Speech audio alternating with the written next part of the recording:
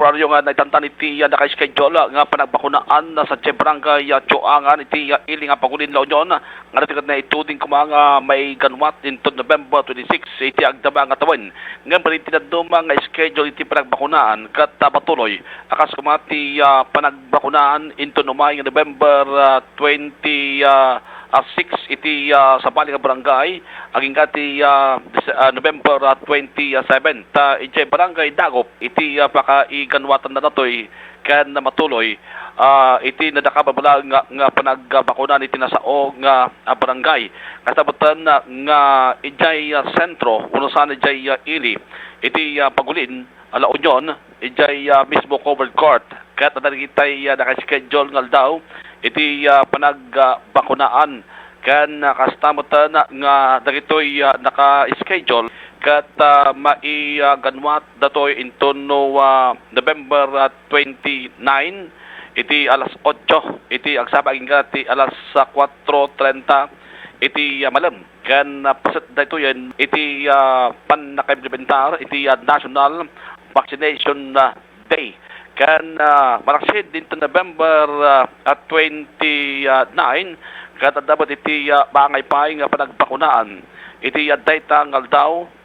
wano malaksid iti covered court iti bagulin kat iti dayta ngal daw kada lang ti sabali nga panagbakunan iti barangay Paay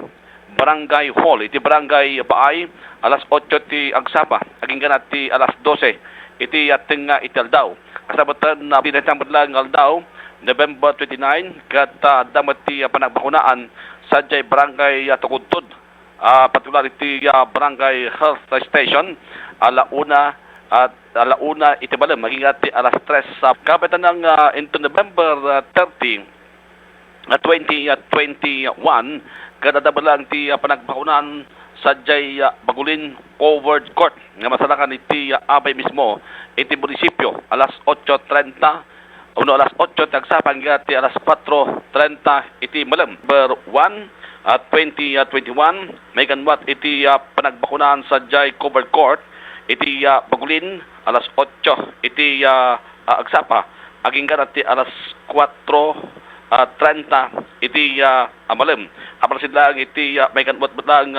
panagbakunaan sa jay barangay Kambali iti databad lang aldaw December 1 at 2021 barangay hall iti nadakaban ba nga barangay alas 8 itagsapa aging ganat ti alas 3 iti malam ni Bombo Daniel Asabal sa bansang radyo ng Pilipinas at consistent number 1 sa La Union basta radyo Bombo.